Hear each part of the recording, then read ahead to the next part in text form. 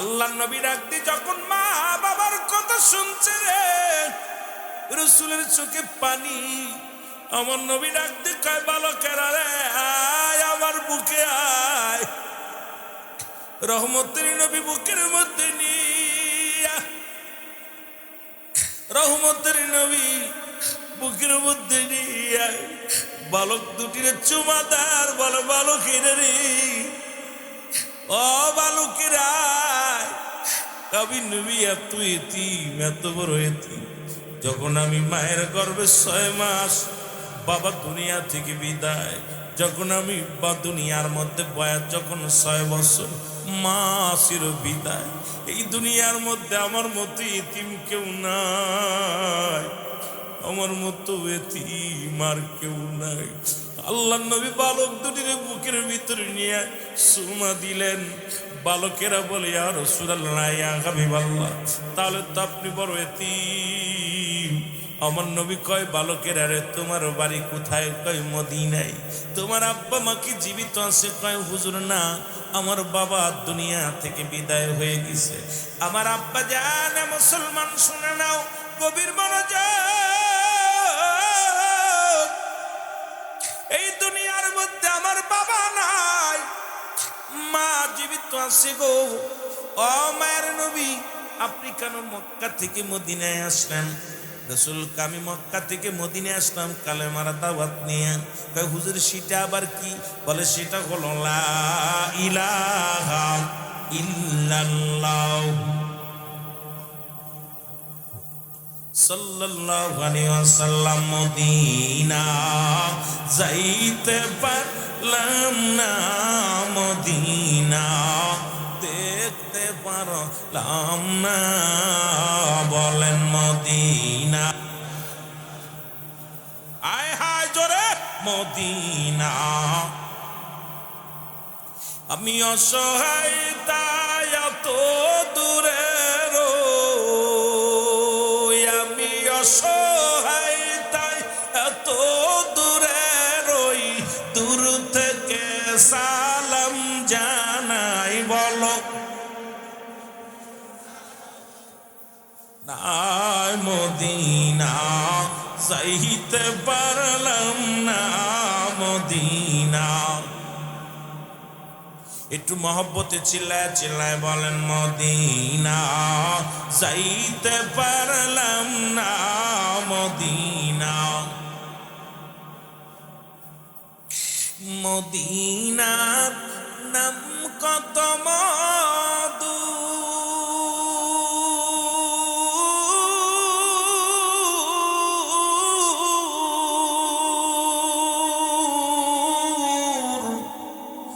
Medina আর যে কত দূর,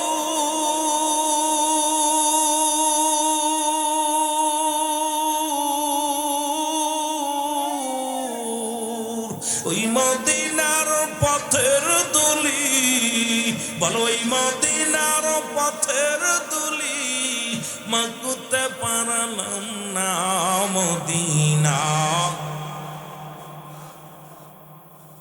আয় হায় জোরে মদিনা দেখতে পারলাম না, মদিনা। নবীজির দিদার পাইলাম না, নবীজির দিদার পাইলাম না, মদিনা। আমি অসহায় তাই এত দূরে রই, আমি অসহায় তাই এত দূরে রই, দূর থেকে সালাম জানাই বলো মদিনা যাইতে পারলাম না, মদিনা। এ দুনিয়ার মুসলমান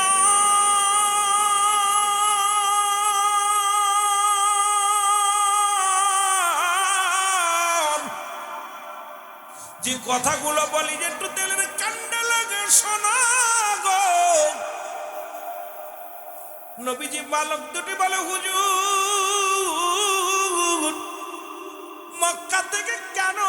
আসলেন গো? নবীজি ডাকতে বলে, বালকেরা রে, আমি নবী আসছি কালেমার দাওয়াত নিয়া, ইসলামের দাওয়াত নিয়া। বালক দুটি বলে, হুজুর মদিনায় মক্কায় কি কোনো মানুষ নাই? আপনি মদিনায় কেন আসলেন? মদিনায় কেন আসলেন? মদিনায় মানুষের দাওয়াত দিবেন, মক্কায় কি কোনো মানুষ নাই? আমার নবী চোখের পানিগুলো ছেড়ে দিয়ে বলে, বালকেরা রে, মক্কার মানুষের আমারে বড় কষ্ট দিছে, মক্কার মানুষের আমারে নির্যাতন করেছে, মক্কার মানুষের আমারে আঘাত করেছে। আমি নবী জর্জরিত হয়েছি, কষ্ট পাইয়া মক্কা থেকে মদিনায় চলে আসি। আল্লাহ নবীর কথা শুনে বালক দুটি কান্দার বলে, নবী গো, যারা দেখলে কলিজাটা ঠান্ডা হয়ে যায়, যাকে দেখলে ভিতরটা ঠান্ডা হয়ে যায়, এই মানুষটা তো বড় এতিম। যে মানুষটা এত বড় এতিম, সেই মানুষটাকে কেমনে মারলো মক্কার মানুষেরা? মক্কার মানুষের দিলে কি কোনো মায়া নাই? মক্কার মানুষের দিলে কি কোনো মায়া নাই? অন্তরে কি কোনো মায়া নাই? আমার নবী কয়, বালকেরা আয়, আমার বুকের মধ্যে আয়।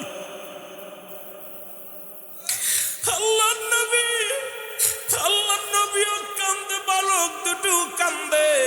বালক দুটি বলে, ইয়া রাসূলুল্লাহ, ইয়া হাবিবাল্লাহ, এই সাদের মুখখানি কে আঘাত করেছে একটু বলেন গো নবী? মক্কার নগরে কে আপনাকে সবচাইতে বেশি কষ্ট দিয়েছে বলেন? ইয়া রাসূলুল্লাহ, ইয়া হাবিবাল্লাহ, নবী গো, এই চাঁদের মুখখানি কে হাত দিছে রে? কে এমন নবীরে আঘাত করেছে একবার বলেন গো? আমার নবী কাদো কাদো সুরে ডাকতে বলে, বালকের রে, মক্কার মানুষের যন্ত্রণা, মক্কার মানুষের কষ্টে আমি নবী মদিনে আসলাম। বলে, হুজুর কে সবচেয়ে বেশি কষ্ট দিচ্ছে একটু বলেন না? আমার নবী কয়, ওই মক্কা নগরে বাস করে দূর সম্পর্কে আমার এক চাচা, নাম তার আবু জেহেল, সে আমারে সব চাইতে বেশি কষ্ট দিছে।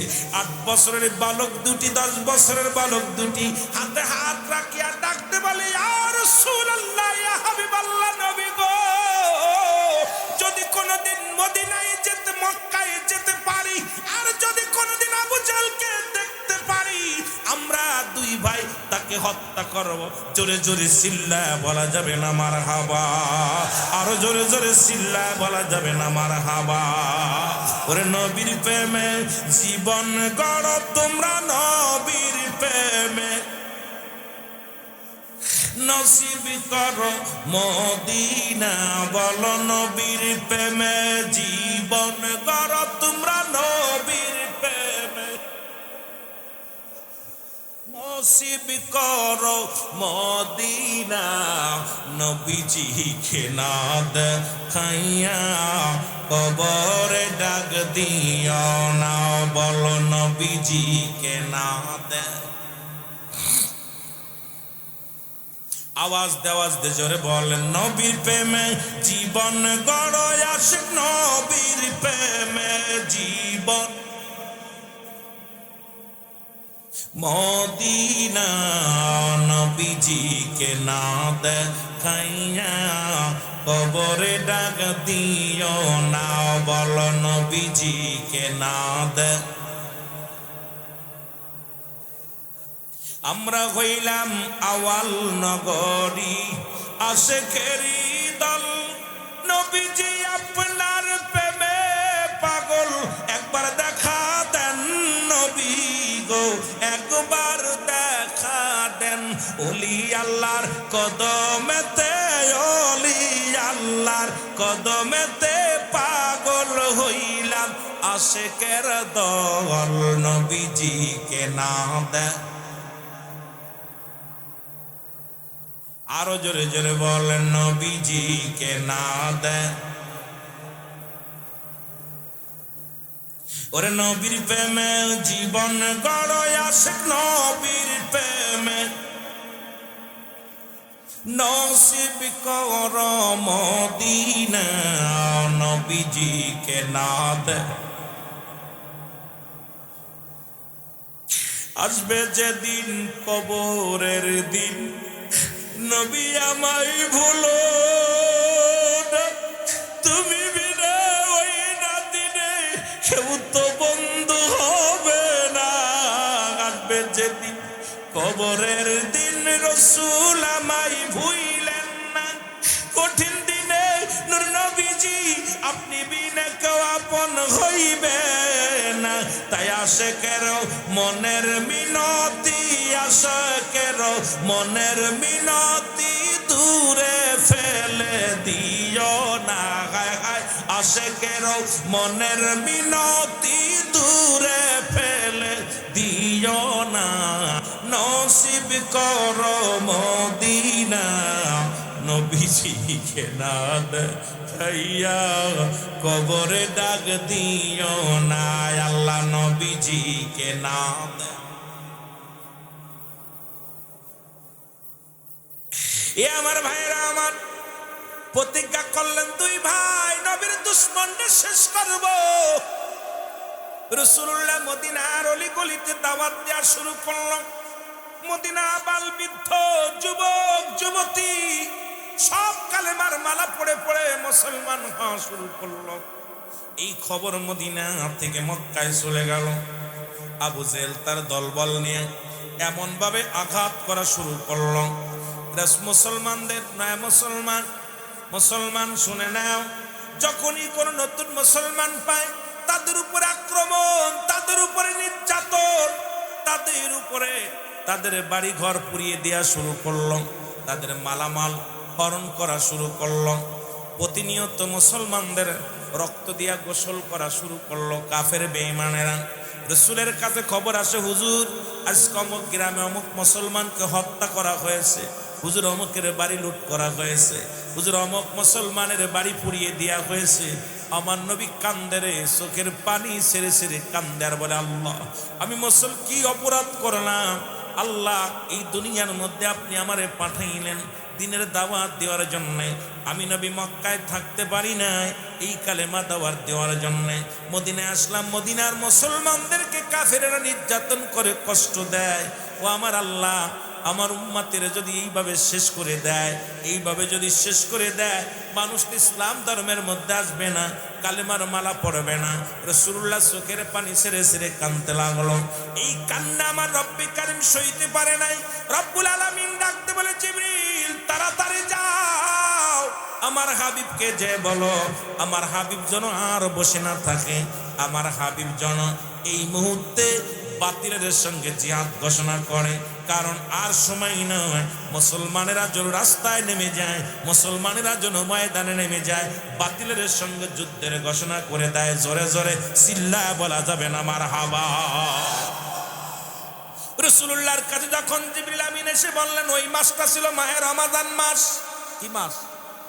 আরো জোরে বলেন কি মাস? এই রমজান মাস। রাসূল তাকা তাকে সব মুসল্লিরা রোজা, কেউ পানি খেয়ে রোজা আছে, কেউ মুসলমান দুনিয়ার মধ্যে কেউ হয়তো একটা খুরমা খেয়ে রোজা আছে, কেউ অনাহারে রোজা আছে, তবু রোজাগুলো ভাঙ্গে নাই। রাসূল তাকায় দেখে মজলিসের মধ্যে প্রায় 90% মানুষই রোজা, যত সাবাল লোক সাবাল্লিকা অধিকাংশই রোজা। নবীজি তাকায় দেখে চোখের পানি ছেড়ে কান্দে, আল্লাহ এত কষ্টের পরেও উম্মতিরা রোজা আছে, এরপরে সংগ্রাম করবে কেমনে করে? কারণ এই বাতিলের বিরুদ্ধে জিহাদ করবে। আমাদের কাছে কোনো অস্ত্র নাই, আমাদের কাছে কোনো যানবাহন নাই, যেটার পর ভিত্তি করে বাতিলের সঙ্গে যুদ্ধ করবে। আমার রব্বুল আলামিন ডাকতে বলে, জিবরিল আমার হাবিবকে জানায়া দাও, এই মাহে রমাদান মাসে মুসলমানদের রক্ত ঝরে, মুসলমানদের রক্ত ঝরে জমিনের মধ্যে, আমি আল্লাহ সইতে পারি না। আমার হাবিবকে যে বলো আমার হাবিব যেন বাতিলের সঙ্গে যুদ্ধ ঘোষণা করে দেয়। আমার নবীজি ডাকতে বলেন, সাহাবীরা রে আয় আয়, আমি আল্লাহ আমাকে হুকুম দিছে, সেই হুকুম আমি তোমাদের মধ্যে জানায়া দিলাম। আগামী 17ই রমজান বাতিলের বিরুদ্ধে জিহাদ হবে, যুদ্ধ হবে। জোরে জোরে চিল্লা বলা যাবে না মারহাবা। কত রোজা? 17ই রমজান যুদ্ধ হবে। রাসূল বললেন, তোমরা প্রস্তুতি হও, জলদি করে যে যেখানে আসো প্রস্তুতি হও, ঘুমায় থাকার সময় নাই, আর বসে থাকার সময় নাই। তোমরা যে যেখানে আছো সেখান থেকে পার হয়ে যাও, প্রস্তুতি হও, যুদ্ধের জন্য প্রস্তুতি হও। এই খবরটা শুনে দুইটা বালক বড় আনন্দ পেয়েছে, হারে আবু জেহেলের সঙ্গে যুদ্ধ হবে, আমরা আবু জেহেলকে হত্যা করব। মনে মনে জল্পনা কল্পনা করে একদরই বাড়িতে চলে গেছে। বাড়িতে যা দেখে মা জননী চোখের পানি ফেলায় ফেলায় কান্দে, ডাকতে বলে মা, মা গো তুমি কেন কান্দো? বালক দুটি ডাকতে বলে মা, মা তোমার চোখে কেন পানি? আজকে বুঝি বাবার কথা মনে পড়ছে, আজকে বুঝি বাবার কথা মনে পড়ে কান্দো। মা জনই ডাকতে বলে বাবারে, আজকে তোর বাবার জন্য কান্দি না, শোন একটু আগে একটা খবর পাইলাম, রহমতের নবী যুদ্ধের ঘোষণা দিছে, 17ই রমজান যুদ্ধ হবে। এই যুদ্ধের ময়দানে সমস্ত মানুষ যাবে, নবীজি বলছে কোনো মেয়েরা যাইতে পারবে না, কোনো বালকেরা যাইতে পারবে না। এই কষ্ট আমার বুকের ভিতরে, এই জন্য আমি কাঁদছি। কয় মা কেন কান্দো? বলে কান্দি, আজ যদি আমার স্বামী বেঁচে থাকতো, আজ যদি তোমার বাবা বেঁচে থাকতো, বাতিলের সঙ্গে যুদ্ধ করত, বাতিলের সঙ্গে যুদ্ধ করিয়া শাহাদতের পেয়ালা পান করত, আমি আল্লাহর দরবারে দাঁড়ায় বলতাম রব্বে কারীম, আমি একজন মুসলমান, শুনে নাও, শহীদের বিবি, আমি শহীদের বিবি, আমি কিয়ামতের ময়দানে শহীদের বিবি বলে দাবি করতে পারবো না। নিজেও যুদ্ধে যেতে পারলাম না, নিজেও তো যেতে পারলাম না, শহীদের বিবি হতে পারলাম না। এই কষ্ট মনের ভিতরে নিয়ে কান্দে কান্দে কেমন মা? আজকে যারা এখানে এসে চায় না আমার মারা, শোনো আমার মারা, যদি সময় পায় তোমাদেরকে নিয়েও কিছু কথা বলবো, যদিও সময় সব দিকে দেওয়া সম্ভব নয়। আমি ওই দুপুরেই বলেছিলাম, ঘন্টার পর ঘন্টা যদি আপনাদেরকে নিয়ে আলোচনা করি, আপনাদের কিছু দিতে পারবো না। কেমন মা, নবী প্রেমিক মহিলা, বলে আজকে কাঁদতেছি, নিজেও যেতে পারলাম না, নিজেও শহীদ হতে পারলাম না, শহীদের বিবিও হতে পারলাম না, শহীদের মা হতে পারলাম না। বাবা তোমরা ছোট মানুষ, তোমরাও তো যুদ্ধে যেতে পারবা না, আমি শহীদের মা হতে পারলাম না, শহীদের বিবিও হতে পারলাম না, নিজেও শহীদ হতে পারলাম না। এই কষ্ট নিয়ে, মনের ভিতরে কষ্ট নিয়ে কান্দি। জোরে জোরে চিল্লা বলা যাবে না মারহাবা, আর একটু জোরে জোরে চিল্লা বলা যাবে না মারহাবা। ও দয়াল নবী গো, তুমি আমার হইল গো কান্ডারি, বল তুমি আমার, আরো জোরে বলেন দয়াল নবী গো, মায়ার তুমি আমার হইল গো কান্ডারি, বল তুমি আমার। আমরা ওলি আল্লাহ মুরিদ হইয়াছি,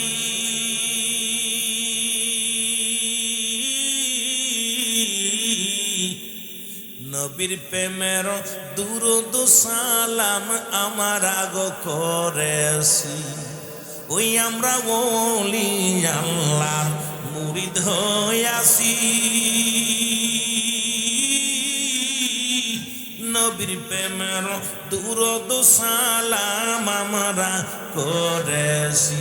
এই পাপীদের এই মিনতি, এই পাপীদের এই মিনতি দিও দিদার আকবার আমারে, ওরে দিদার দিও আমারে, তুমি আমার। আরো জোরে বলেন দয়াল নবী গো, মায়া তুমি আমার হইল গো কান্ডারি, বল তুমি আমার। ও নবী ও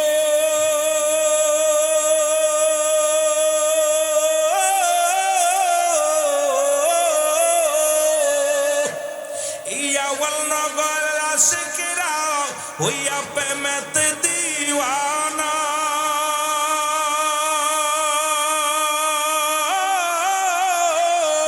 লইয়া যান গো মদিনাতে জারুদে দিজে সহিনাম লইয়া যান গো মদিনাতে রাসূল দেরি যে সহিনাম তোমার প্রেমের প্রেমিক বানাও নবী তোমার প্রেমের প্রেমিক বানাও এই আশিক লাও মদিনায় তুমি আমার আরো জোরে বলো এরে তুমি আমার হইও গো কান্দা ও দয়াল নবী গো মায়া তুমি আমার ওই আমি পড়ব যেদিন কঠিন বিপদে নবী গো ওই আমি পড়ব যেদিন কঠিন বিপদে নবী গো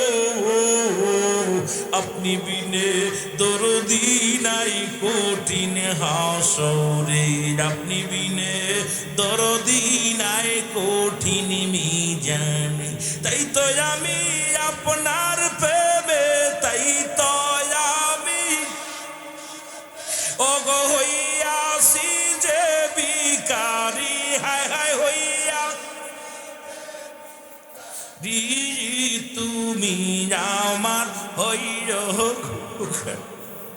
আর জোরে বলেন তুমি আমার হইও গো কান্ডারি ও দয়াল নবী গো মায়া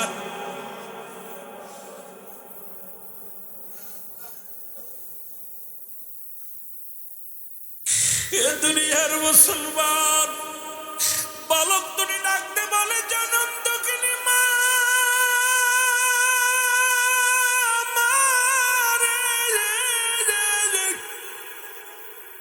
চোখের পানি মুছে ফেলো গো মা চোখের পানি মুছে ফেলো গো মা ও মা তুমি শহীদের বিবি হতে পারো নাই নিজে শহীদ হতে পারো নাই রে মা তুমি কিয়ামতের ময়দানে দাঁড়ায়া বলবা আমি শহীদের মা ছিলাম আমি শহীদের মা ছিলাম মা কান্দার বলে বালকেরা রায় আমার নবী তোমাদের কেলাও করবে না তোমরা ছোট্ট মানুষ বালক দুটি বলে মা আমরা যুদ্ধের ময়দানে যাব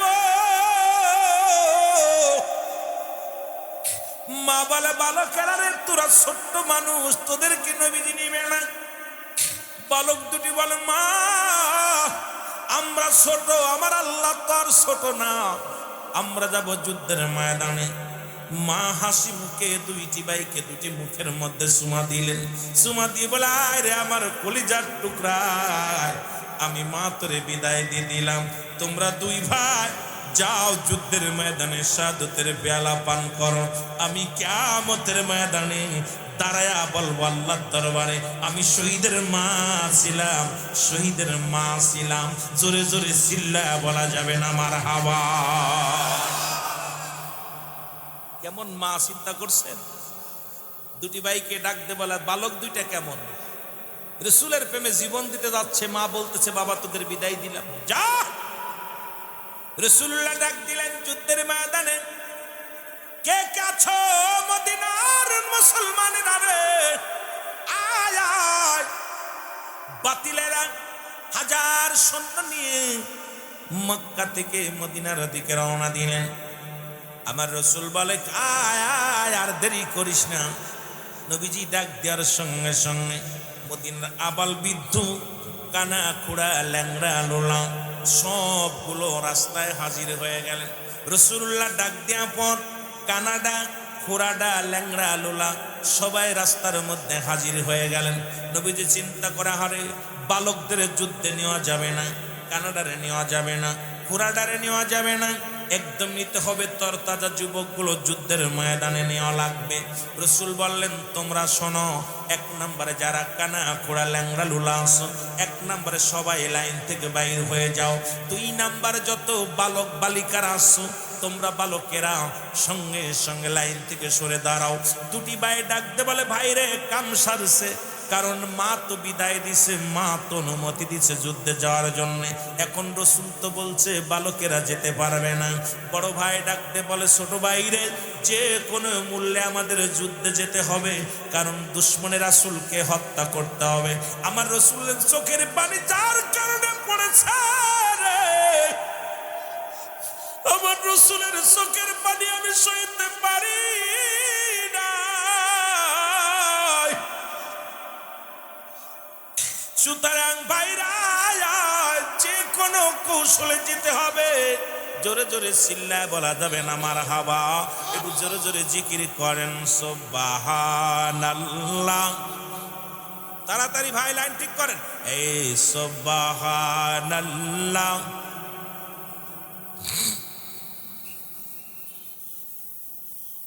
ইল্লাল্লাহ, বলো সুবহানাল্লাহ।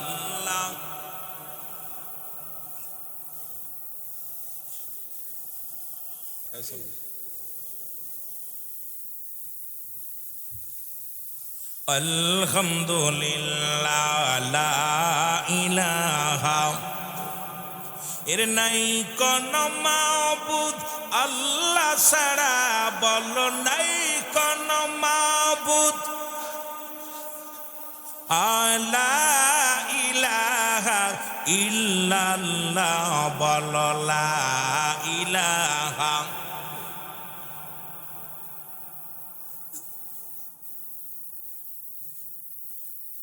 আরো জোরে লা ইলাহা।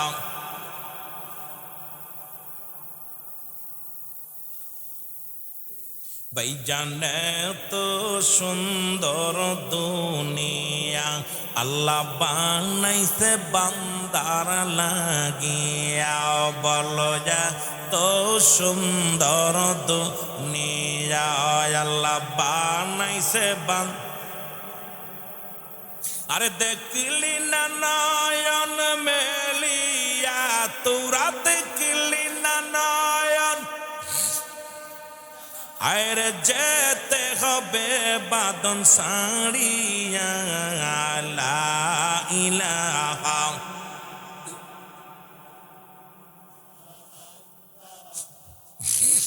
আরো জোরে জোরে লা ইলাহা। মোহব্বত লা ইলাহা, লা ইলাহা ইল্লাল্লাহু, লা ইলাহা। ও মুহাম্মদ রাসূলুল্লাহ, লা ইলাহা। ওগো সবন বিদের নবী তুমি, রহমতের ভান্ডারী নবী, সব নবীদের নবী তুমি, রহমতের ভান্ডারী। ওগো আমরা আশিক এই মিনতি, আমরা আশিক এই মিনতি, পাই জন দিদার নবী, লা ইলাহা। আরো জোরে মারহাবা মারহাবা, লা ইলাহা। আরো জোরে লা ইলাহা। এরে লা ইলাহা ইল্লাল্লাহু, লা ইলাহা। ও মুহাম্মদ রাসূলুল্লাহ।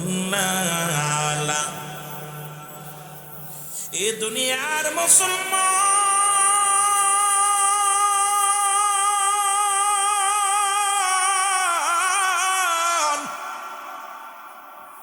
রাসূলুল্লাহ বলেন বালকেরা লাইন থেকে সব সরে যাও গো। 2 ভাই ছোট নাস মা তো ছুটির বিদায় দিছে, কিন্তু হুজুর তো নিত না, কেমনে যাওয়া যায়? দুই ভাই যুক্তি করেন। ছোট ভাই বড় ভাইকে বলে, রে ভাই, প্রতিজ্ঞা করেছে আবু জেহেলকে হত্যা করব, যে কোনো কৌশলে যেতে হবে, যেহেতু রসুলের কথা অমান্য করা যাবে না। রসুল বলছে বালকেরা যেতে পারবে না। রসুল নিজে মাপ দে, সব সৈনিক নেবে। তুমি এক জায়গা দাঁড়াও, আমি এক জায়গা দাঁড়াই, দুই ভাই এক জায়গা দাঁড়ানো যাবে না। ছোট ভাই বড় ভাইকে ডাক দে, কয় ভাই, তুমি ওই মানুষের মাঝে যাও, ওই যে একটা পাথর দেখা যায়, উঁচু পাথর, ওই পাথরের উপরে দাঁড়াইয়া মাপে ঠিক হবা। বড় ভাই পাথরের উপরে দাঁড়াইছে। রসুল্লাহ মাপতে মাপতে যাইয়া দেখো ওই বালকটা, 10 বছরের বালকটা দাঁড়ায় আছে লাইনের মধ্যে। নবী কয়, বাবা তুমি এনে দাঁড়াইছো কয়? কয় হুজুর যুদ্ধে যাবো। সুবহানাল্লাহ বলেন। নবী কয়, বাবা তুমি এনে দাঁড়াইছো কেন? কয় হুজুর যুদ্ধে যাবো। নবীজি বলে, বাবা তুমি ছোট মানুষ, তোমার বয়স কত? কয় হুজুর 10। কত বয়স? 10। নবী কয়, তোমার মা বাবার খেদমত করো, যাও। বাবা তোমার আব্বা মার খেদমত করো। কয় হুজুর আমি যাবো, যুদ্ধে যাবো। কয় বাবা না, তুমি ছোট মানুষ। কয় হুজুর আমার মাইফা দেখেন। কয় বাবা দাঁড়াইছো কই? কয় হুজুর মাফে অর্জন নেই। সুবহানাল্লাহ বলেন। দাঁড়াইছো কই? হুজুর কয়, বাবা দাঁড়াইছো কই? কয় হুজুর মাফে অর্জন নেই। হুজুর একটু মাইফে দেখেন না। হুজুর কয়, বাবা দাঁড়াইছো কই? উঁচু জায়গা দেখছেন না, নিচে আর কত উঁচু, এই জায়গা দাঁড়াইছে। রাসূলুল্লাহ বলে, বাবা তুমি 10 বছর বয়স, তুমি বাড়ি যাও। না হুজুর আমাকে যুদ্ধে নিয়ে যান, আমাকে দয়া করে নিয়ে যান, আমি যুদ্ধে যাবো। রাসূলুল্লাহ কয়, তুমি ছোট মানুষ, হুজুর মাপ দে দেখেন না, একটু মাপ দেন। রাসূল কয়, বাবা দাঁড়াইছো কই? দাঁড়াইছো কই? কয় হুজুর মাফে হওয়ার জন্য দাঁড়াইছি, একটু মাপ দেন। হুজুর মাপ দিছে, দেখে মাপে তো ঠিক ঠিক। কয় হুজুর তাহলে তো আমি যেতে পারি। সুবহানাল্লাহ বলেন না, কারণ উঁচু জায়গা দাঁড়াই মাফে ঠিক। রসুল যা তুই সিলেট। সুবহানাল্লাহ বলেন না। আবেগ দেখা রসুল সিলেক্ট করছে। ছোট ভাই দূর থেকে দেখে, আহা বড় ভাই হয়ে গেছে, খুব খুশি। নবীজি মাপতে মাপতে যায় দেখে ছোট্টা। কি বাবা তুমি লাইনে দাঁড়িয়েছো? হুজুর যুদ্ধে যাবো। কয় যুদ্ধে যাবো বাবা, তুমি ছোট মানুষ, তোমার বয়স কত? কয় 8 বছর। কয় বছর? এই জোরে বলেন কত? 8 বছর। নবীজি কয়, তুমিও যুদ্ধে যাবা বাবা, তুমি বাড়ি যাও। কয় হুজুর আমি বাড়ি যাবো না, মা আমার বিদায় দিছে। হুজুর বাবা আগেই দুনিয়া থেকে বিদায় হয়ে গেছে, মা বেঁচে আছে, মা ছুটি দিছে, আপনি আমাকে লয়ে যান যুদ্ধে। কয় বাবা তুমি ছোট মানুষ, যুদ্ধে যেতে পারবে না। কয় হুজুর ওই যে ওইটা নিছেন না, ওইটা আমার বড় ভাই, 10 বছর। সুবহানাল্লাহ বলেন না। কয় ও তো একটু মাপে ঠিক হয়েছে। কয় হুজুর আমার যুদ্ধে লয়ে যান। নবীজি কয়, না বাবা যুদ্ধে গেলে শক্তি লাগে, বল লাগে, অস্ত্র চালানোর শক্তি লাগে, এগুলো না জানলে বাবা নেওয়া যাবে না, তুমি ছোট মানুষ, বাড়ি যাও। কয় হুজুর একটু দয়া করে আমার লয়ে যান। কয় নবীজি কয়, তোমার শক্তি লাগবে? হুজুর শক্তি লাগবে? কয় হ। কয় হুজুর তাহলে একটা সুযোগ দেন না আমারে। কয় কি সুযোগ? কয় হুজুর আমার বড় ভাইয়ের লগে একটু কুস্তি ধরার সুযোগ করে দেন, যে জিতবে তারা তো নিবেন। নবী কয় হ। নবীজি হাসতেছে, দুই ভাইয়ের কথা হইলে। ছোট ভাই কয়, হুজুর আমার একটা সুযোগ দেন, সুযোগটা হলো আমি কুস্তি ধরবো, মালাম ধরবো, কথা বোঝেননি, কুস্তি ধরবো। রাসূলুল্লাহ বলেন, ঠিক আছে। ছোট ভাই যে বড় ভাইয়ের হাত ধরে কয়, ভাই যুদ্ধে যেতে হবে, তুই আমার সাথে 2 বছরের বড়, তোর গায়ে বল বেশি, শক্তি বেশি, বাইরে তুই যদি আমার ধরিস আমি তো পারবো না, তুই আমার আস্তে ধরবি, আমি তোরে ফেলে দিব, তুই পড়ে যাবি, আমি জিতে যাবো, যুদ্ধে যেতে হবে। সুবহানাল্লাহ বলেন না। রাসূলুল্লাহ খালি মিটমিট করে হাসে ওদের কথা হই না। রাসূল কয়, কি ব্যাপার, কি তা কও? কয় না হুজুর কিছু না, কিছু না। ছোট ভাই কয়, ভাই খবরদার, তুই কিন্তু জোরে ধরবি না, জোরে ধরলে কিন্তু আমি পারতাম না, কারণ তুই আমার সাথে বয়স 2 বছর বড়, গায়ে পায়ে একটু শক্তি বেশি, জোরে ধরবি না ভাই। রাসূলুল্লাহ খালি মুখের দিক তাকায় আছে, পিস পিস করে আলাপ শুনতেছে। রাসূল কয়, কি ব্যাপার, দেরি করো কেন? ছোট ভাই বড় ভাই আয়া ছোট ভাইয়ের ধরছে, বড় ভাইয়ের ধাক্কা মেরে ফেলে দিয়ে বুকের পরে উঠা কয়, ইয়া রাসূলুল্লাহ, জোরে বলেন না মারহাবা। রাসূল কয়, তুই সিলেক্ট। সুবহানাল্লাহ বলেন। 2 ভাই সিলেক্ট করছে।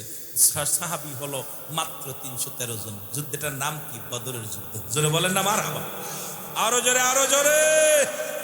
মুসলমানদের প্রথম যুদ্ধ। আমার বাবারা, আমার রাসূলুল্লাহ সৈন্য দেখলেন গুইনা 313 জন। অস্ত্র হলো মাত্র 2টা। কয়টা অস্ত্র? হলো 4টা। ঘোড়া হলো 2টা। ঘোড়া কয়টা? ঘোড়া 2টা। অস্ত্র কয়টা?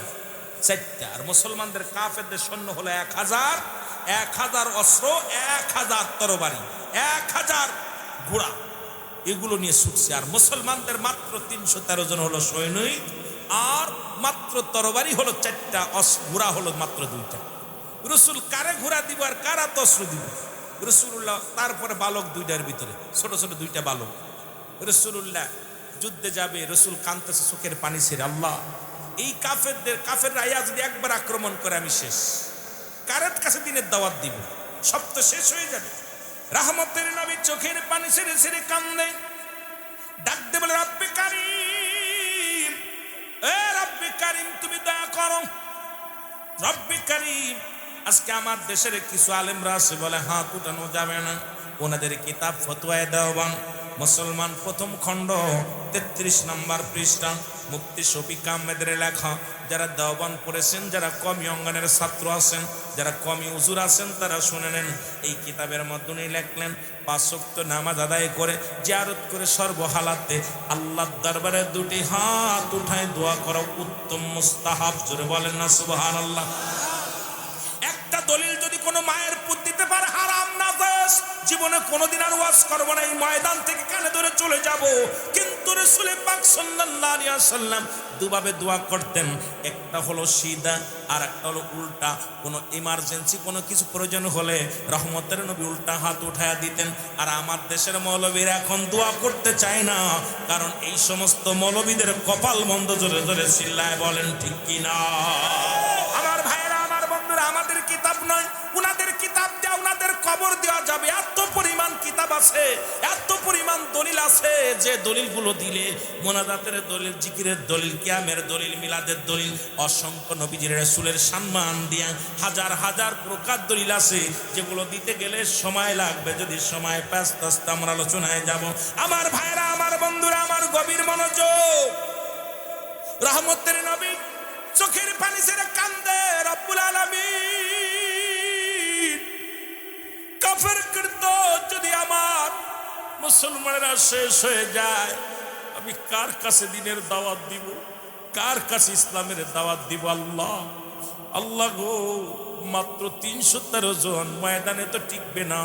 এই ময়দান থেকে আমি কেমনে আমার উম্মতের বাঁচাইব, কেমনে আমি রক্ষা করব? আমার আল্লাহ চোখের পানি ছেড়ে রব্বুল আলামিনের দরবারে কান্দে। এমন সময় জিবরিল আমিন এসে সালাম দা, আসসালামু আলাইকুম ইয়া রাসূলুল্লাহ, আসসালামু আলাইকুম ইয়া হাবিবাল্লাহ, আসসালামু আলাইকুম ইয়া রাহমাতাল লিল আলামিন। নবী বলে আলাইকুম আসসালাম জিবরিল আমিন, এই সময় তুমি কেন আসলা?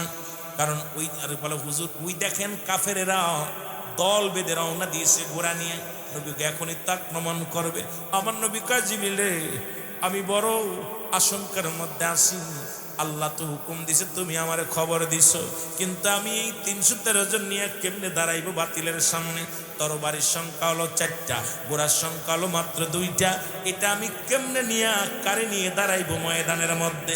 জিবরিল আমিন বলে ইয়া রাসূলুল্লাহ, ইয়া হাবিবাল্লাহ, চোখের পানি মুছে ফেলেন। আজকে আমি কোনো ওহী নিয়ে আসি নাই। আপনি তাকায়া দেখেন, আপনি আমার সঙ্গে 3000 সৈন্য নিয়া রব্বুল আলামিন আমাকে পাঠায়া দিছে। 3000 সৈন্য নিয়া, জোরে জোরে চিল্লা বলা যাবে না মারহাবা। রাসূলুল্লাহ তাকায় দেখে 3000 সৈন্য, 3000 সাহাব, একদম সবাই পোশাক পরনে, সবার হাতে তরবারি। রাসূল দেখে একটা মিষ্টি হাসি দিছে, কয় হুজুর এগুলো দেখে খুশি হয়েছেন? কয় হ, এই তো 3000-এর কমান্ডার আপনি, আমি আর এই 313 জনের কমান্ডার আপনি, আর আমি 3000 দেখবো। হুজুর আরো 4000 গোডাউনে রেখে দিছে। আল্লাহ আমারে বলছে যদি লাগে রাসূলকে বলবি, খালি অনুসরণ করলে পাঠিয়ে দিব। সুবহানাল্লাহ বলেন না? ওদের হলো 1000 আর এদের হলো 3313 জন। সুতরাং লাগাও। রাসূল তাকিয়ে দেখে, তাকবীর দিছে, নারায়ে তাকবীর, নারায়ে রিসালাত, নারায়ে গাউসিয়া। তাকবীরটা লাগাই দিছে, তাকবীর দিয়ে ময়দানে নামছে। দূর থেকে কাফেররা তাকায় দেখে, কি রে মুসলমানদের তো সব ময়দান, পুরো ময়দানই যে মুসলমানদের গণনাটা কি? সব তো বয়তে আগে একদম শেষ। যুদ্ধ শুরু হয়ে গেল, তুমুল আকারের যুদ্ধ। এই যুদ্ধে 70 জন কাফের দুনিয়া থেকে বিদায় হয়ে গেল, মৃত্যুবরণ করলো। 70 জন বন্দী হলো। মুসলমানদের 14 জন শাহাদাতের পেয়ালা পান করলো।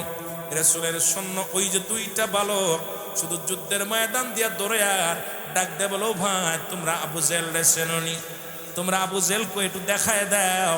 লোকজন বলে আবু জেহেল রে কি করবি? কয় হত্যা করব। আবু জেহেল কই? আবু জেহেল কই? পাগলের মতো ছুটতেছিলেন। আবু জেহেল কই?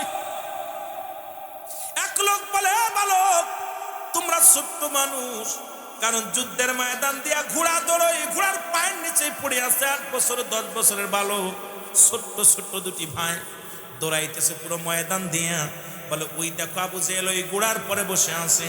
দুই ভাই দৌড়াইয়া চলে গেছে তরবারি নিয়ে, যা দেখে সোয়া পাই না, শুরু করছে পিছন থেকে কোপ, সামনে থেকে কোপ, কিন্তু দুই ভাই তো সোয়া পায় না। আবু জেহেলের ঘোড়াটা সবচেয়ে বড়, আবু জেহেল উঁচু লম্বা অনেক বড়, সোয়া পায় না। এখন দুই ভাই তো নিয়ত করেছে আবু জেহেলকে হত্যা করাবে, কিন্তু সোয়া তো পায় না। এই দুই ভাই, ছোট ভাই ডাক দে কয়, বড় ভাই আমি তোমার অনুরোধ করি, তুমি সামনে দাঁড়ায় আবু জেহেলের ঘোড়ার পা কেটে দাও, ঘোড়া যদি পড়ে যায় জমিনের মধ্যে যেই পড়ে যাবে, আর আমি পিছন থেকে কোপ ছেড়ে দিব। মুসলমান দুই ভাই কত বুদ্ধি। এবার বড় ভাই যখন ওই আবু জেহেলের ঘোড়ার পায়ের মধ্যে কোপ লাগাইছে, সঙ্গে সঙ্গে ঘোড়াটা পড়ে গেছে, পিছন থেকে ছোট ভাই একদম ছেড়ে দিছে। আর এইটা দেখিয়ে মুসলমান আবু জেহেলের ছেলে, ও মুসলমান শুনে নাও আকরামা, এ মুসলমান উনি কি করলেন, উনি পিছন থেকে এসে ছোট ভাইয়ের হাতের মধ্যে একটা কোপ লাগা দিছে। ছোট ভাইয়ের হাতটা মুসলমান সামান্য একটু বেঁধে আছে, চামড়ার মধ্যে বেঁধে আছে। এই ডান হাতের তরবারিটা বাম হাতের মধ্যে নিয়ে আবু জেহেলের পায়ের মধ্যে কোপ শুরু করছে। এই হাতটা ডিস্টার্ব করে, হাতটা পায়ের নিচে ধুয়ে টান দিয়ে ছিঁড়ে ফেলে দিয়া বলে ইয়া রাসূলুল্লাহ, ইয়া রাসূলুল্লাহ বলে চিৎকার মারলেন। বাম হাতটার মধ্যে কোপ মারলেন, বাম হাতটা পড়ে গেল। এই দুনিয়ায় ছোট ভাই শাহাদাতের পেয়ালা পান করলো, বড় ভাইকেও দুনিয়া থেকে বিদায় করে দিলেন। মুসলমান আবু জেহেলের ছেলে আকরামা এই দুই ভাইকে শহীদ করে দিলেন। এইবার রাসূলুল্লাহ শহীদের লাশগুলো টেনে টেনে আনলেন। রাসূলুল্লাহ যখন লাশগুলো আনতে বললেন, আনার পর বালক দুটির লাশ যখন আনলেন, আমার নবীজি চোখের পানি ধরে রাখতে পারে নাই। রাসূলুল্লাহ কাঁদতে আর ডাকতে বলে, আমার সাহাবীরা রে, তোমরা তাকিয়ে দেখো, তোমরা তাকিয়ে দেখো, আমার বালক দুটি আজকে জীবন দিয়ে প্রমাণ করে দিয়ে গেছে এই পৃথিবীর মধ্যে জীবনের চাইতে নবীর দাম বেশি, আমার নবীর দাম বেশি, এই পৃথিবীর চাইতেই নবীর বেশি দাম। রাসূলুল্লাহ কান্দে, হাউমাউ করে কান্দে, পুরো বদরের প্রান্তরে সাহাবীরা কান্দে। আমার নবীজি বলে, সাহাবীরা রে, আমার সাহাবীরা, এই দুটি বালক 8 বছর 10 বছরের বালক আজকে প্রমাণ করে গেছে এই দুনিয়ার মধ্যে জীবনের চাইতে আমার নবীর দাম, আমার নবীর ভালোবাসা, আমার নবীর প্রেম। আমি নবী এই লাশ দুটির দিকে সহ্য করতে পারি না। জিবরিল আমিন বলে, ইয়া রাসূলুল্লাহ আপনি চোখের পানি মুছে ফেলেন। এই বালক দুটির জন্য রব্বে কারিম এত পরিমাণ খুশি হয়েছে, জান্নাতের দরজাগুলো খুলে রাখছে, জান্নাতের দরজাগুলো উন্মুক্ত করে দিয়েছে, সুসজ্জিত করেছে, সাজিয়েছে। কারণ আপনার প্রেমে যারা শহীদ হয়ে গেল, ইয়া রাসূলুল্লাহ, ইয়া হাবিবাল্লাহ, এই মানুষগুলো বড় ভাগ্যবান। ইয়া রাসূলুল্লাহ, ইয়া হাবিবাল্লাহ, আপনার প্রেমের মালা গলায় পরে যারা শাহাদাতের পেয়ালা পান করলো, কতই ভাগ্যবান। জান্নাতি ফেরেশতারা তাদের স্বাগতম জানানোর জন্য অপেক্ষা আছে। জোরে জোরে চিল্লা বলা যাবে না সুবহানাল্লাহ। ও দয়াল নবী গো, তুমি আমার হইও গো কান্ডারি, বলো তুমি আমার, আরো জোরে জোরে বলেন, তুমি আমার হইও গো কান। ও দয়াল নবী গো, মায়া তুমি আমার, তোমার নামের মালা গলায়, তোমার প্রেমের মালা গলায়, তুফানে কি ভয় করি আমি, তুফানে কি, তুমি আমার হইও গো কান্ডারি, বলো তুমি। ওই আমরা দয়াল নবীর প্রেমে পড়েছি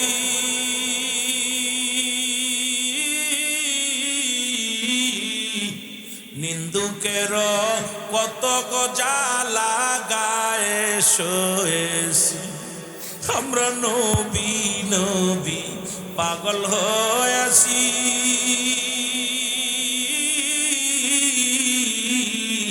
বাতিলেদের কত জ্বালা গায়ে শোয়েছি যে যা বলে বলুক রাসূল আমায় যে যা বলে বলুক রাসূল আমি তোমার প্রেমে পড়েছি আমি তোমার তুমি আমার আরো জোরে জোরে বলেন তুমি আমার হইও আমি দুরুদ সালাম কিয়াম করেছি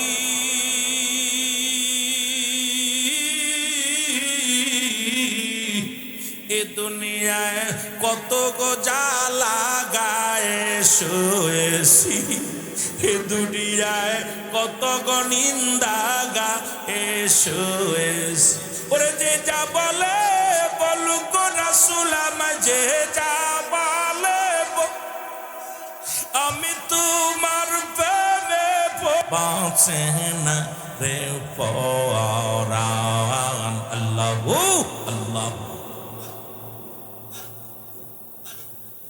ও আমার মুর্শিদ চন্তর না দেখিলে বাঁচে না রে পরাণ আল্লাহু আল্লাহ জোরে জোরে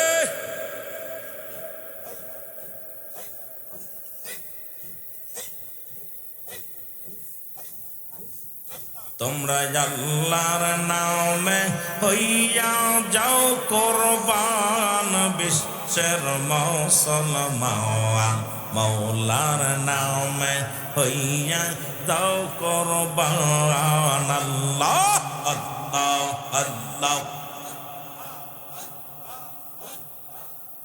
তোমরা মৌলার নামে হইয়া যাও কুরবান বিশ্বের মুসলমান আল্লাহর নামে হইয়া যাও কুরবান আল্লাহু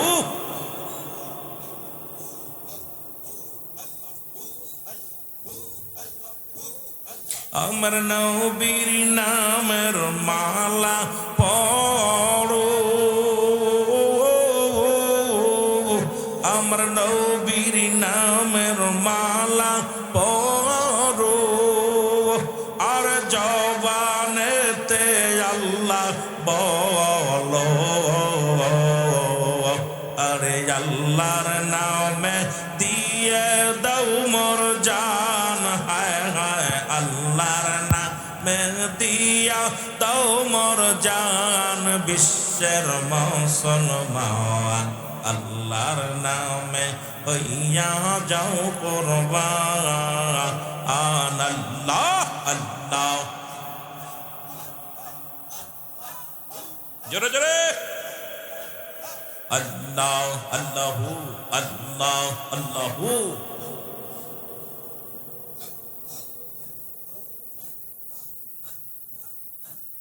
আউয়ালে আখির নবী আর জাহের বাতিনে নবী গো আর নবী লাগবে নিদানের বেলায় বিশ্বের মুসলমান নবীর নামে হইয়া যাও কুরবান তোমরা নবীর নামে হইয়া যাও কুরবান বিশ্বের মুসলমান আল্লাহু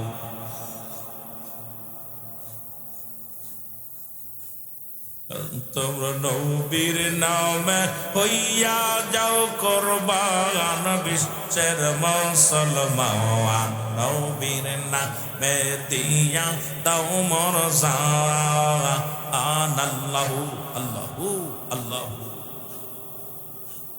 লা ইলাহা ইল্লাল্লাহু মুহাম্মাদুর রাসূলুল্লাহ সাল্লাল্লাহু আলাইহি ওয়াসাল্লাম। আলহামদুলিল্লাহ। আমার ভাইয়েরা সবাই একটু আগায় বসেন, সবাই একটু দয়া করে আগায় বসেন। সমস্ত প্রশংসা সেই মহান রব্বুল আলামিনের দরবারে। আল্লাহ রব্বুল আলামিন আজকের এই অলনগর দরবার শরীফে মহান আল্লাহর ওলি অলনগরীর কদমে আসার মতো বসার মতো সুযোগ দান করল। উচ্চ কণ্ঠে আওয়াজ দেবেন আলহামদুলিল্লাহ। আজকের এই মহাপবিত্র ওরস শরীফ বেসালাত দিবসে মহান রব্বির কারিমের দরবারে অসংখ্যবার শুকরিয়া আদায় করে আরো জোরে বলেন আলহামদুলিল্লাহ। আজ 18টা বৎসর আমাদেরকে এতিম বানাই দারুল বাকায় ঘুমায় আছেন, দারুল বাকায় ঘুমায় আছেন সেই মহান অলি, মহান বান্ধব, মহান দরদি বান্ধবের পুত পবিত্র কদম মোবারকে হাজারোবার কদম বসি এবং সালাম সালাম জানান আজকের মাহফিলের সম্মানিত সভাপতি সাহেব, আজকের মাহফিলের সম্মানিত যিনি এই দরবার শরীফ পরিচালনা করতেছেন, আউলাদে রাসূল, আউলাদে ওলি, যিনি আপনাদের সুপরিচিত মানুষ, তার আহলে বায়াত, তার কলিজার টুকরা সন্তান আলনগরে জনাব হযরত মাওলানা আব্দুল কাদের জিলানী রহমতুল্লাহ আলাইহি আওয়াল নগরী সাহেব, অন্যান্য ওলামা একরাম, মসজিদ ইমাম সাহেব, মুসল্লিগণ, সম্মানিত খতিব সাহেব, অত্র দরবার শরীফের সম্মানিত মুরব্বী একরাম, আশেকান জাকিরান, ধর্মপ্রাণ মুসলমান ভাই বন্ধুগণ, পর্দারের মা বোনেরা, আবারও আপনাদেরকে সালাম জানাই। আসসালামু আলাইকুম ওয়া রাহমাতুল্লাহি ওয়া বারাকাতুহু। আমি আজকে দুপুরে আলোচনা করতে যে অনেক তরিকাতের কিছু কথা বলেছিলাম, অনেকে ছিলেন অনেকে ছিলেন না। তরিকাতের 1 নম্বরই হলো আদব, আদব, বুদ্ধি, মহব্বত, সাহস, ইসলাম, ইমান, এহসান, কালেমা, নামাজ, রোজা, হজ, যাকাত, শরিয়াত, তরিকত, হাকিকত, মারিফত। খুব খেয়াল করবেন, তরিকাতের প্ল্যাটফর্ম হলো আগে হলো আদব, আগে কি জোরে বলেন, আদব, তারপরে কি বুদ্ধি, আদব বুদ্ধি, তারপরে কি মহব্বত, তারপরে কি মহব্বত, তারপরে কি সাহস। কয়টা জোরে বলেন কি কি? এ জাকের ভাইরা খুব খেয়াল, আদব, বুদ্ধি, মহব্বত, সাহস, এই 4টা জিনিস তরিকা পালন করতে গেলে, তরিকা নিতে লাগলে লাগে। 1 নম্বরে হলো আদব, 1 নম্বরে কি আদব। দরবারে আসবো, আদব শিখতে হবে। পীরের দরবারে 12 বছর গোলামি করলে কিছু আদব ভিতরে আসে, মানুষত্ব আসে। আর 12 বছর গোলামি করলে আপনার মানুষের রূপ ফিরে পায়। 36 বছর গোলামি করার পর কিছু পাওয়া যায়। এই জন্য আমি আসার পর দেখছি যে সমস্ত জাকের ভাইয়েরা আপনারা আসছেন, আপনাদের ভিতরে আদবের গরখেলাপ অনেকে আছে। সেটা হলো পীরের দরবারটা সুরমা বলতে হবে। এই দরবারের মাটি, ধুলাবালি মুরিদের জন্য সুরমা। মুরিদের জন্য কি? কাদের জন্যে? যারা মুরিদ হয়েছেন, যারা নতুন, আপনাদের আদব দেখে নতুন যারা আসছে তারা এখান থেকে বায়াত গ্রহণ করবে, তারা এই দরবারের প্রতি শ্রদ্ধা, ভালোবাসা অর্জন করবে। তা পুরন জাকেরা যদি আপনারা এলোমেলো ঘোরাফেরা করেন এবং আপনার নিশার মধ্যে আসেন অনেকেই, এটা খুবই দুঃখজনক। এগুলো দরবার শরীফের আশেপাশে, যদিও এই সুন্দর দরবার ফুলের বাগান, একটা বাগান নষ্ট করার জন্য একটা ভুতুম ফেসাই যথেষ্ট, ঠিক কি না? সবাই তো আপনাদের ভাই না। কিছু কিছু ভাইয়েরা আছেন যারা আপনারা দয়া করে আশপাশে যারা বিড়ি পান করতেছেন, দয়া করে এগুলো বন্ধ করতে হবে। 2 নম্বর হলো, আমি অত্যন্ত ভালো লাগছে যে মেয়েদের জন্য আলাদা সুব্যবস্থা, অত্যন্ত সুন্দর পরিবেশ, যেখানে কোনো পুরুষের সমাগম নেই। মেয়েদের জন্য সুন্দর পরিবেশ, পুরুষের জন্য সুন্দর পরিবেশ। এরপরেও যদি আপনি এই দরবার শরীফে কলঙ্কিত করতে চান, আপনার নিজের তাকবীর পোকা লাগবে। জোরে বলেন ঠিক কিনা? আরো জোরে বলেন ঠিক কিনা? আওয়ালনগরের দরবার শরীফে একটা শরিয়াতে পায়বান্দা দরবার। এই দরবার শরীফে রসুলের প্রেম, আল্লাহর গোলামিত্ব, কোন পীরের গোলামিত্ব নয়, আল্লাহর গোলামিত্ব, রসুলের মহব্বত অন্তরে ধারণ করে আশেকরা আসছে। এই বাগান থেকে যেন আমরা নিরাশ হয়ে বাড়ি না ফিরি। জোরে বলেন ঠিক কিনা? আরো জোরে বলেন ঠিক কিনা? সুতরাং যারা আসছেন কমিটির ভাইরা, আপনারা যারা বাইরে ঘোরাফেরা করে তাদেরকে ভিতরে পাঠিয়ে দিবেন। আশপাশে যারা ঘোরাঘুরি করতেছেন তাদেরকে ভিতরে পাঠিয়ে দিবেন। ভিতর বাড়ি যে আমার মা বোনেরা যারা আসছেন, জাকের বোনেরা, আপনারাও নিজেরা বসবেন, আর এক বোনকে বসার সুযোগ করে দিবেন। যারা পুরন জাকের আছেন তারা হুজুরের ওসিয়াত জানেন, নসিয়াত জানেন, নতুনরা তো জানে না উনি কিভাবে চলতেন, কিভাবে কথা বলতেন, কিভাবে খাইতেন, কিভাবে ঘুমাইতেন, এগুলো আপনারা ট্রেনিং প্রাপ্ত। তার সফর সঙ্গী যারা আছে তারা কিন্তু এগুলো ভুক্তভোগী, যেন বলেন ঠিক কিনা। সুতরাং আপনারা আদবে আউলিয়া বিয়াদবে দেউলিয়া, আদবে আউলিয়া বিয়াদবে দেউলিয়া, এই জন্য আমরা যেন বিয়াদবি না করি, আদব প্রদর্শন করি, জোরে বলেন আমিন। আরো জোরে বলেন আমিন। খেয়াল রাখা লাগবে। এরপর বলতেছিলাম শরিয়াত, তরিকত, হাকিকত, মারিফত, আগুন, পানি, মাটি, বাতাস, ইসলাম, ইমান, এহসান, কথাগুলো আপনার দেহের ভিতরে যেগুলো প্রতিটা মানুষের দেহে 6 লতিফা, এই লতিফার কার কোথায় বাড়ি এগুলো আমাদের জানতে হবে, বুঝতে হবে, এই লতিফা জিন্দা করতে হবে। এই জন্যে মহান একটা বিদ্যালয়, সেটা হলো আল্লাহর ওলিদের দপ্তর, জোরে বলেন ঠিক কিনা। আর একটু জোরে বলেন ঠিক কিনা। এই দরবার থেকে যদি নিরাশ হয়ে ফিরে যায়, পৃথিবীর কোথাও আর জায়গা নাই। আমার কথা হলো ওলিদের দপ্তর থেকে যদি নিরাশ হয়ে ফিরে যায়, আর কোথাও জায়গা নাই, আপনার আর কোথায় জায়গা নাই। কারণ নবুয়াতের দরজা বন্ধ, বেলায়েতের দরজা খোলা। এই বেলায়েতের শ্রেষ্ঠ ওলিগণ যারা এই দুনিয়ার মধ্যে আগমন করেছে, এই বেলায়েত প্রাপ্ত ওলিগণের সোহবাতে যদি থাকতে না পারেন, আপনার মতো কপাল পোড়া মানুষ আর দুনিয়ায় নাই, জোরে বলেন ঠিক কিনা। আরো জোরে বলেন ঠিক কিনা। 4 রঙের মশলা দিয়া কে কইরাছে তোর গঠন, 4 রঙের মশলা দিয়া, ঠিক কিনা। আগুন, পানি, মাটি, বাতাস, এক যুগেতে কইরা প্রকাশ। আরে দেখলি না তুই নয়ন মেলে, কোন জায়গা তোর মহাজন, 4 রঙের মশলা দিয়া, ঠিক কিনা। কয় রঙের, কয়টা? 4 রঙের মশলা দিয়া কে কইরাছে তোর গঠন, 4 রঙের মশলা দিয়া। চক্ষু দিল দেখিবারে, কর্ণ দিল শুনিবারে, তোমার পাও দিল চলিবারে, তবু অন্ধ রইলি কি কারণ, 4 রঙের মশলা দিয়া। আর 4 রঙের মশলা দিয়া কে কইরাছে তোর গঠন, 4 রঙের মশলা দিয়া, ঠিক কিনা। আগুন, পানি, মাটি, বাতাস, এই 4টা জিনিস মিশ্রিত করে আপনাকে আমাকে বানাইলেন। আর এই সৃষ্টির রহস্য, সৃষ্টি জগতের রহস্যটা যখন আপনি পড়বেন খুব মজা লাগবে। এই মানব সৃষ্টির ইতিহাস, পৃথিবী সৃষ্টির ইতিহাস, সব কিছু এত মজা পাবেন। আল্লাহ আমাদের বুঝার তৌফিক দান করুক, সকলে বলুন আমিন। মহব্বতের সঙ্গে দুরূদ শরীফ পড়ুন আল্লাহুম্মা।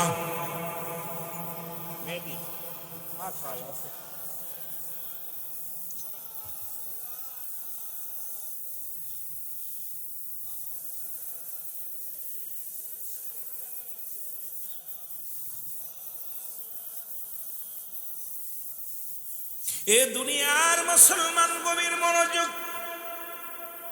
রব্বুল আলামিন এই মাহফিলে আসার মতো, বসার মতো সুযোগ দান করলো। এ সময় কত মানুষ জেলখানায়, কত মানুষ হাসপাতালে, কত মানুষ মৃত্যু শয্যায় সজ্জিত। রব্বুল আলামিন আপনাকে আমাকে জেলখানায় নেন নাই, হাসপাতালে নেন নাই, সুন্দর পরিবেশ এই জান্নাতের বাগানে আসার মতো সুযোগ, বসার মতো সুযোগ দান করল। উচ্চ কণ্ঠে আওয়াজ দেয় আর একবার বলেন আলহামদুলিল্লাহ। বান্দা যখন জান্নাতের বাগানের দিকে রওনা হয়ে যায়, প্রতিটা কদমে কদমে রব্বুল আলামিন বান্দার জীবনের সগীরা গুনাহগুলো মাফ করে দেয়, জোরে বলেন মারহাবা। কি গুনাহ মাফ? সগীরা গুনাহ মাফ। আমরা শুধু সগীরা গুনাহ করি না গো, পদে পদে করছি কবিরা গুনাহ। নামাজ ছেড়ে দিয়া কবিরা গুনাহ, মিথ্যা বলা কবিরা গুনাহ, হাজারো প্রকার গুনাহ করলাম। এই গুনাহ মাফের দরকার।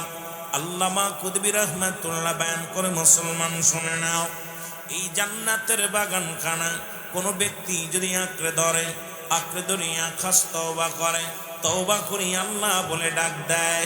আমার আল্লাহ রব্বুল আলামিন বান্দার জীবনের সমস্ত গুনাহগুলো মাফ করে দেয়। জোরে বলেন মারহাবা।